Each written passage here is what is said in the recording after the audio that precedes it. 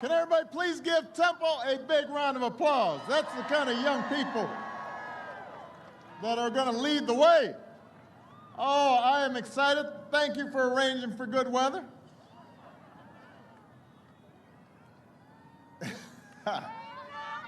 It is good to be back. I've got one word for you, Atlanta. Tomorrow. Tomorrow, after 4 years of failure, you have the power to change America.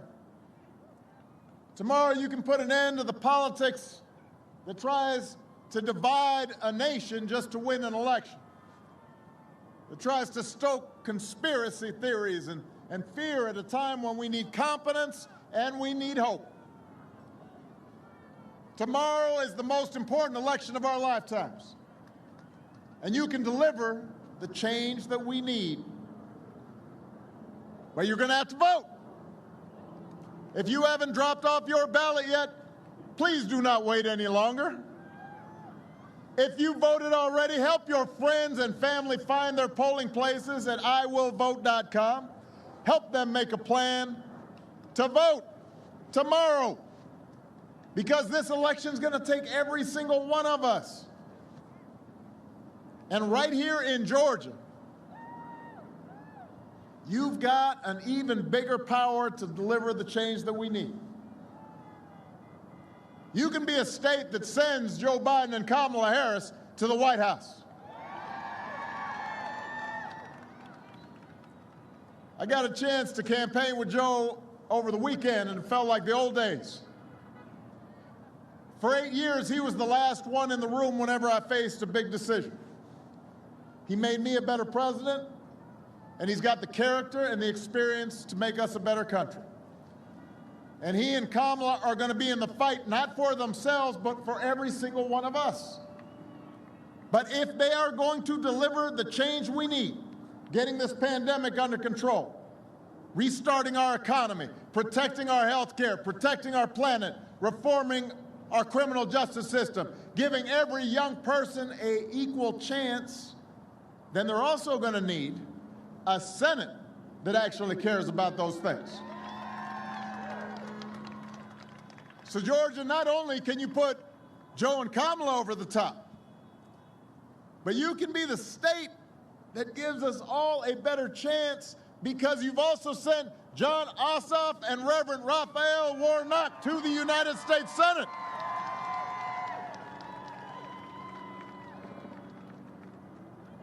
You know, I didn't originally plan to come to Georgia. You know, you see all this gray hair I got? You know, it still looks good, you said? All right. I'll let Michelle know. But the reason I'm here, look, I thought after my last campaign in 2012, I thought, all right, you know, I'll campaign in 16, and then I'll just kind of go off and, you know, write my book and work on my golf game and spend a little more time with my wife.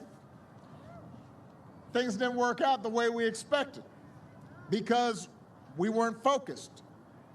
Each one of us didn't do everything we needed to do. And so in this election, when I got a call and said, look, Georgia could be the state.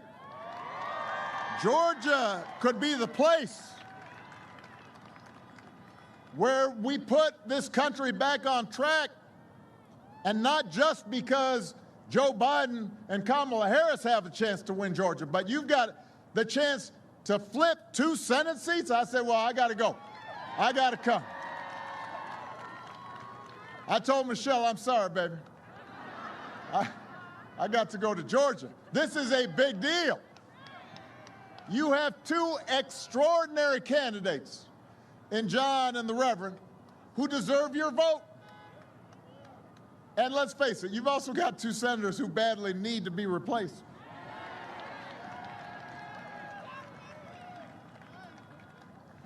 Look, I served in the Senate.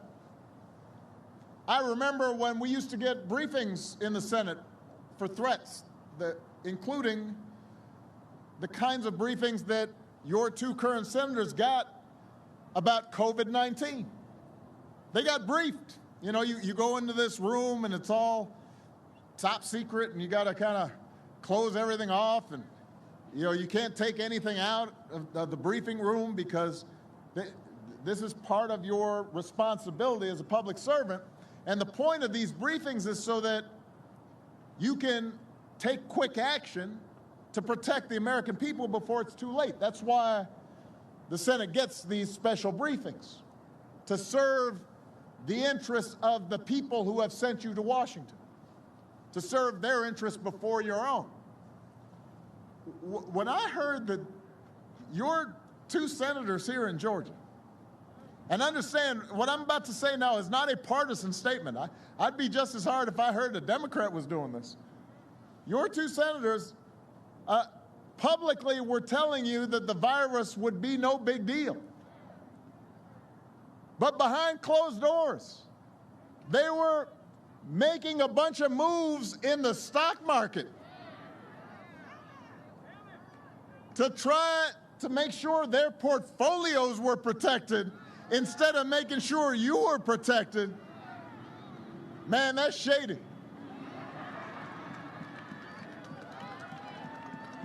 That ain't right. They downplayed the pandemic in public, and in private, they're trying to see if they can profit from it, both of them. Not just one of them, both of them. They're like Batman and Robin gone bad.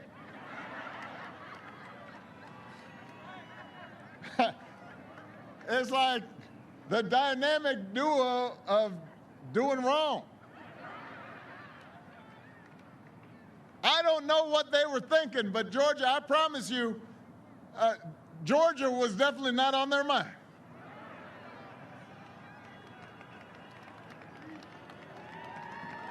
It was not. And what's the result of betraying the public's trust? 230,000 Americans are dead.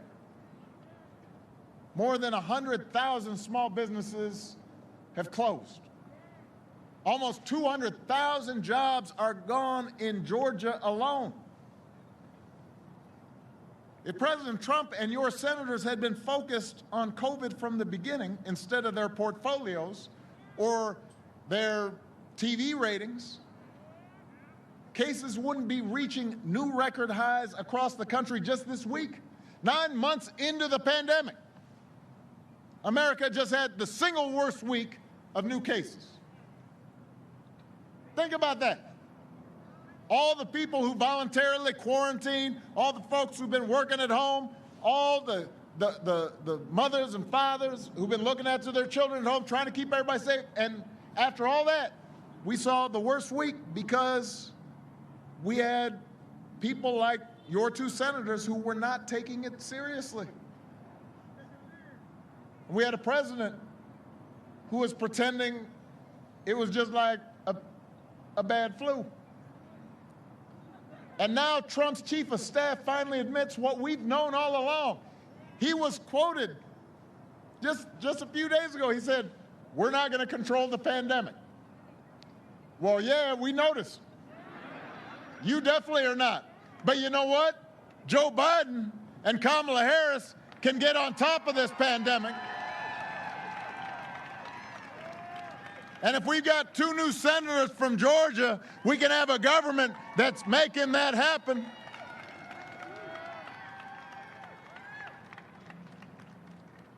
What's Trump's closing argument right now? You know, last night on his COVID spreader tour, he's going around spreading COVID. He's like a carrier, because he cares more about having big crowds than he does about keeping people safe. He told his supporters, don't tell anybody, but he's going to fire Dr. Fauci after the election. Don't boo. Vote.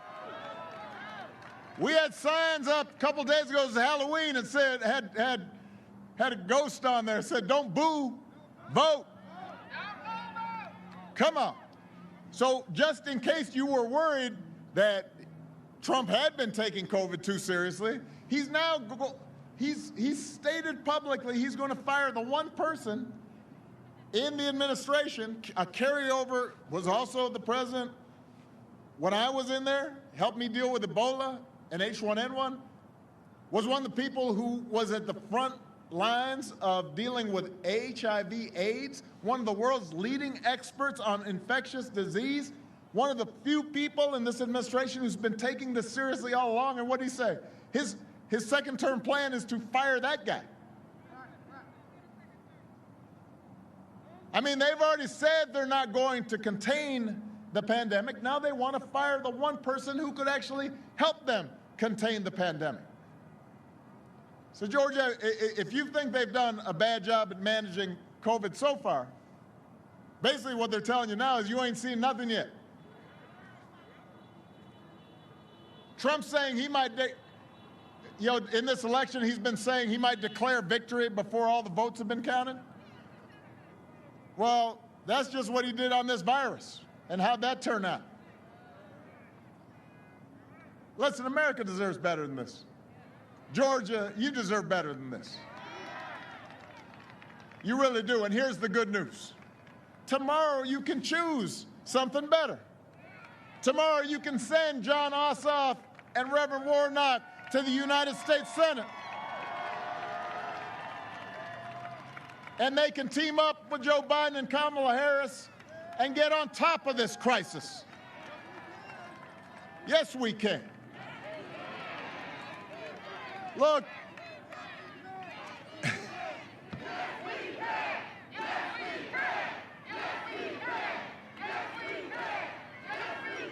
let me just in case you're unfamiliar with the track record of the two outstanding candidates for Senate that you've heard from.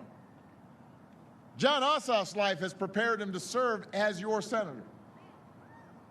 He learned about public service from my dear friend, one of my lifelong heroes, John Lewis. He's dedicated his career to fighting injustice.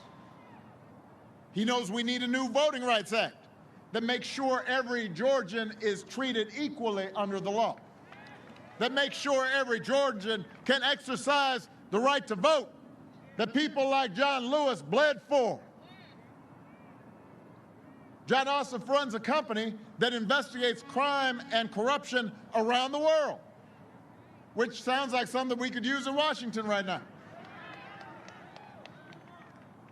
That's like kryptonite to Donald Trump and those corporate lobbyists that he's all put in his cabinet.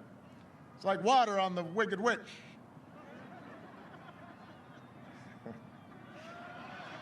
You remember.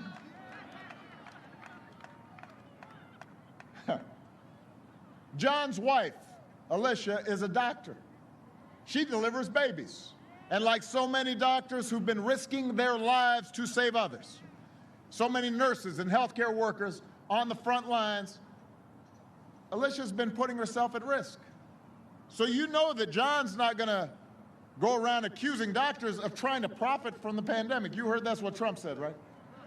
He said, well, doctors are exaggerating this because they just want to make more money. These doctors, these nurses, these healthcare workers, they are in there, they are exposing themselves to this disease. They are more at risk than anybody. And John Ossoff understands that because he's seeing it in his own family. He's going to listen to the experts and work with Joe Biden to get this pandemic under control, with a plan to make testing and vaccines free for every American, and make sure our frontline heroes never have to ask other countries for the equipment they need, because it's going to be here, right there, ready for American workers.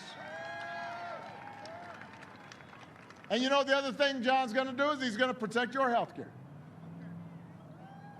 There have been more than 9 million cases of COVID-19 in America. And even for folks who get better, your insurer could still consider COVID-19 a pre-existing condition, which means you might not be able to get insurance next time if the protections that we put in place 10 years ago with the Affordable Care Act were eliminated. Republicans love to say right before an election they're going to protect your pre-existing conditions. Listen, with the Affordable Care Act, Joe Biden and I actually did it 10 years ago. Those protections are already in place. We required insurers to cover your pre-existing conditions. And since then, Republicans have tried to repeal or undermine the Affordable Care Act more than 60 times. They've promised, don't worry, after we repeal it, we're going to replace it with a really wonderful plan. Every 2 weeks for 10 years, they've been promising a new plan. Have you seen this new plan? I haven't either. Nobody's seen it. You know why? Because they don't have a new plan. They've just attacked the Affordable Care Act at every turn, and in the process, driven up costs, driven up the uninsured. Now they're in the Supreme Court trying to get the Supreme Court to take your health care away in the middle of a pandemic. Why would you do that? Just to spite me? Why in the middle of a pandemic would you offer nothing but empty promises and try to kick people off their health care? Georgia, something got to go. It's either your senators or your health care. If I were you, I'd choose your health care. Get rid of the senators who are trying to take it away. You know your senators aren't going to stand up to protect it. They love to talk tough like President Trump. But one of the things they have in common with him is when you start calling them out, they cut and run. You saw President Trump, he's in the middle of a 60 Minutes interview. He just walked out. It's too tough. He quit in the middle of an interview. Somebody's asking him, well, what are you going to do in your second term? Oh, that's too tough. I'm leaving. And then you saw it again last week when John Ossoff called out Senator Perdue on health care in their debate.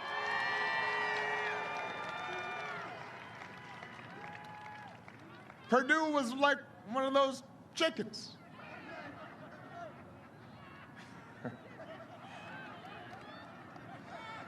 I would have felt bad for the guy if he hadn't voted 4 times to take away your pre-existing conditions protections. 4 times he voted against it.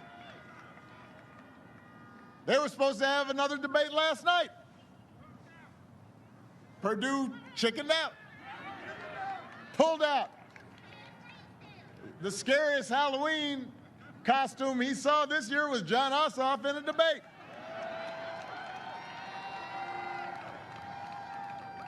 But let me tell you what's really scary, Georgia. Republicans threatening to end pre-existing conditions protections for 100 million people in the middle of a pandemic. That is scary.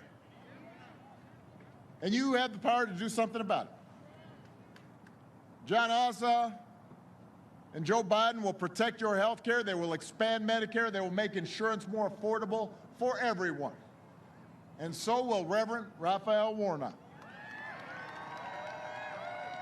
Let me talk about the good Reverend right now. I won't preach, but I will offer testimony.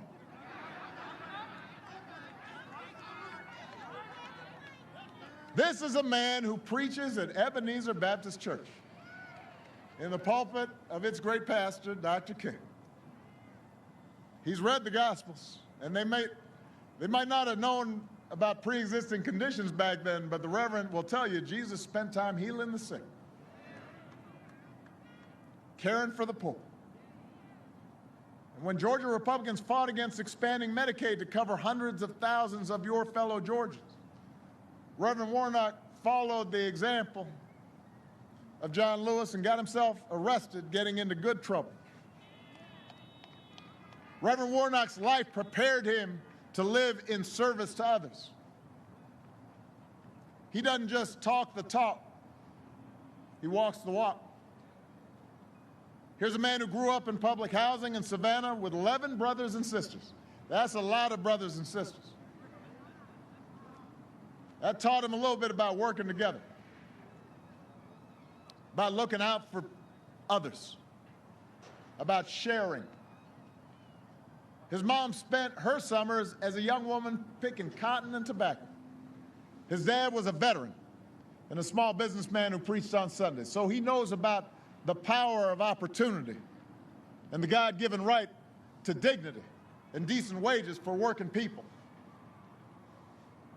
Reverend Warnock earned his degree at Morehouse, a Morehouse man. But he did it with the help of Pell Grants and student loans, so you know he's going to fight for every single young person who dreams of a college education but doesn't know how he or she's going to pay for next semester's classes. He's been there. Last time I saw Reverend in person was at Ebenezer Baptist Church for the memorial service for John Lewis. And he possesses the moral courage John did to question right and wrong and call things for what they are. And he's got the moral clarity to shine a spotlight on injustice and make the powers that be uncomfortable. And we need some folks who will shake things up a little bit. And he's going to lead us in Washington to overcome our own complacency and our own fears and our own prejudices to become better, truer versions of ourselves. That's who he is. And that's who we all need to be. Look, we got 1 day left. I've been making a lot of arguments out there. Some of them should be obvious. And yet I know that there's still people out there who aren't voting. So I want to talk to you right now, the people of Georgia right now who've decided not to vote. Maybe you don't like who's in the White House right now, but you just lost faith in government. You're frustrated. You don't think government makes a difference. Maybe you're troubled by what the two current senators in Georgia have done, but you're not really confident or certain about how much of a difference it'll make in your lives. And I understand that. Government's not perfect. Government doesn't solve every problem. We've got a long legacy in this country of hardship and prejudice and people who are powerful and rich taking advantage of folks who aren't. And we have a history right here in Georgia that John Lewis fought and others fought. And sometimes I can get down. Michelle can get down. Sometimes we're at a dinner table, we're just like, Lord, why are we still fighting some of these battles? I thought we settled some of these arguments. I thought we had turned a corner. Why are we still hearing people praise folks who think that the color of your skin determines your status? Why are we still acting as if women shouldn't be treated the same as men and paid the same for doing the same work? Why are we having these old arguments? I thought these were done. It can be discouraging sometimes. And you drive through some neighborhoods in Atlanta or Chicago or Washington, D.C., or you go out in some rural areas in some small towns and you think, you know what? Folks are still having a hard time and some of the things that should have been fixed haven't been fixed, and you get discouraged. I get it.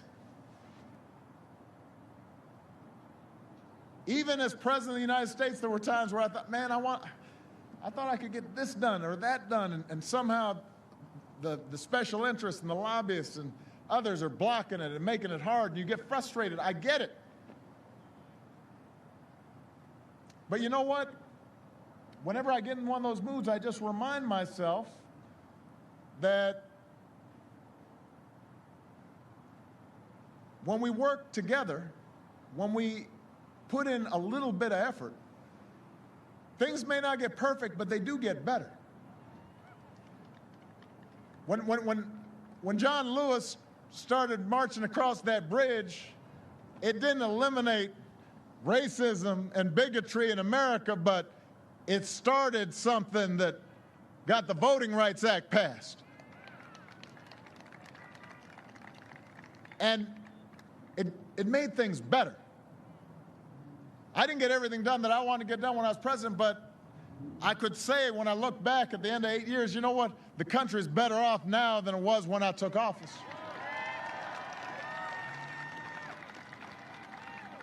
20-some million people have health care that didn't have it before. That's a good thing. Children that were in poverty have been lifted up out of poverty. Not all of them, but some of them. That's a good thing. Maybe this next generation came up and saw that, you know, black and white can work together, that we don't have to be at odds, that we can treat each other with dignity and respect, that we don't have to be scared of each other but should reach out to each other. A president by himself can't solve every challenge in the economy. But if we elect people like Joe Biden and Kamala Harris, if we elect Reverend Warnock and John Ossoff, who are focused on working people and getting you the help that you need, it can make a difference for thousands of people and 10,000s of people, 100, maybe a few million people might be better off. A president by himself can't eliminate all racial bias in our criminal justice system, but if we elect district attorneys and state's attorneys and sheriffs who are focused on equality and justice, it can make things better.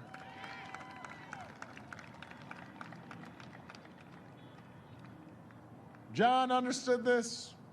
Dr. King understood this. Abraham Lincoln understood it. George Washington understood it.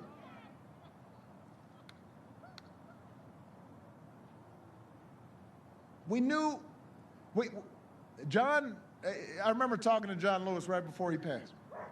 And we talked about all these young people who would come out to start this wave of marches, nonviolent, peaceful protests all across the country.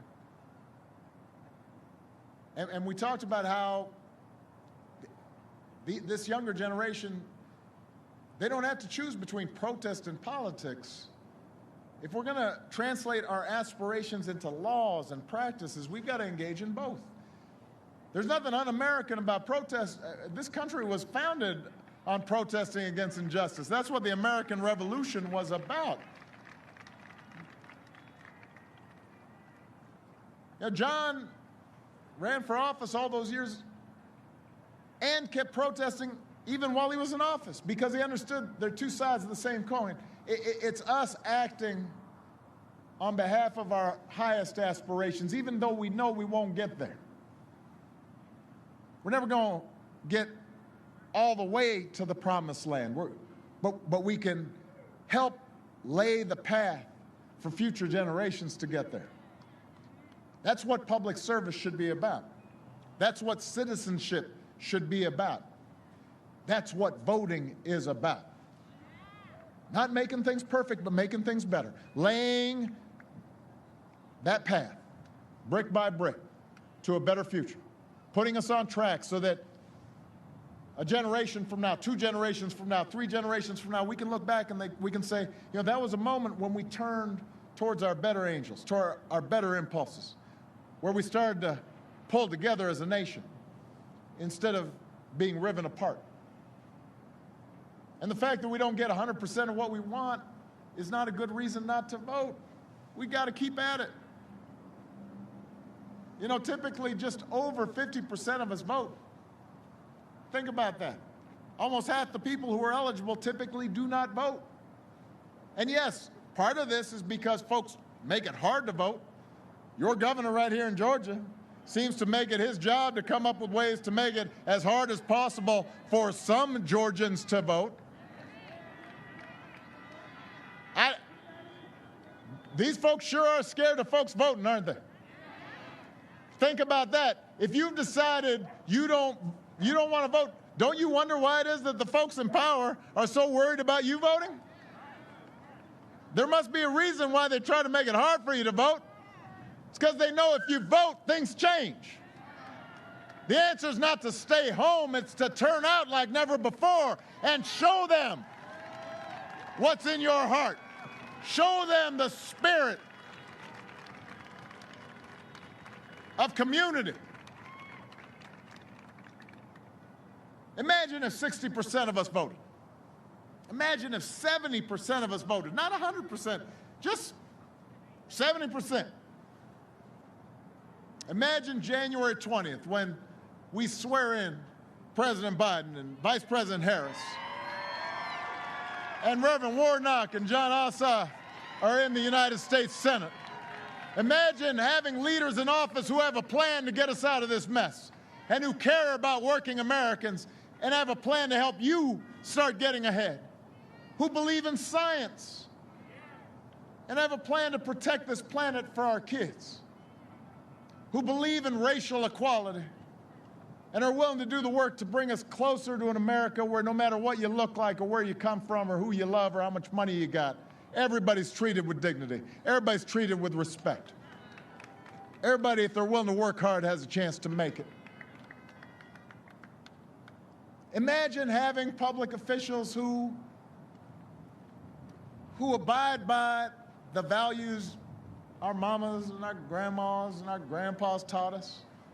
Being honest,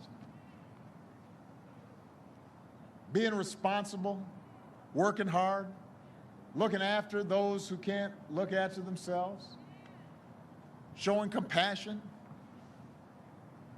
believing in justice. All that is possible. All that is within our reach. And the reason I know it is because I've seen it all across the country. Every time I've gotten discouraged over these last 4 years, whenever I've seen our worst impulses revealed, I've also seen America at its best. I've seen folks of every age and background look out for other people, packing cities and town squares so that families wouldn't be separated, rallying so that another classroom won't get shot up, proclaiming that we need to do something to make sure our kids won't grow up in an uninhabitable planet. We have seen healthcare workers risk their lives daily to save somebody else's loved ones. We've seen people contribute and volunteer, bring food to neighbors, help out the elderly who are alone, who are having an especially hard time right now. We've seen Americans of all races join together to declare in the face of injustice and brutality that Black lives matter. No more, but no less. That we don't want anybody feeling superior or better than anybody else. We just want everybody to treat each other with common decency and respect. That's all we want, just basic fairness, so that no child in this country should feel the continuing sting of racism and that they're judged by the content of their character. We've seen people march all across this country. You've seen towns where there are barely any black folks, and they still got folks marching with signs up because they believe that we can be better. Georgia, America's a good and decent place. We've just seen so much noise and so much nonsense and distraction. And we've seen media companies and politicians make a business of making us hate each other because it drives clicks and drives eyeballs. And so sometimes it's hard to remember. But I'm asking you to remember what this country can be. Georgia's a better place than it used to be. There used to be a lot of violence and cruelty in this place. And it's a better place because some folks went out there and made sacrifices, black and white. And America, it's a better place than it used to be. But it can be better now. But you've got to do the work. It's all up to you now. I'm asking you in your ability to believe in John Ossoff and Reverend Warnock and Joe Biden and Kamala Harris, but most importantly, your collective ability to get us out of these dark times and help us build back better. I'm asking you to believe in your ability to change America. We can't abandon the Americans who are hurting right now. We can't abandon the young people who aren't getting the education they deserve right now. We can't abandon those young people who are out there who inspired us this summer. We got to channel their activism into action. We can't just imagine a better future. We got to fight for it. If you haven't voted yet, go out and vote. It's not that much to ask. Go out there and vote. Do this basic thing that can make America better. Tomorrow, we can choose to protect health care for our families. Tomorrow, we can rebuild an economy that rewards working Americans and not just the wealthy of us. Tomorrow, we can elect leaders who reflect our best instincts and not our worst. Tomorrow, we can choose hope over fear and unity over division. The promise of change over the power of the status quo. And if we do, Georgia, if we vote like our lives depend on it, because they do, we will elect John Ossoff and Reverend Warnock to the United States Senate. We will send Joe Biden and Kamala Harris to the White House. And we will leave no doubt about who we are and what this country stands for. Honk if you're ready to go. Honk if you're fired up. Georgia, let's do this. Let's go out there and show that we believe. God bless you.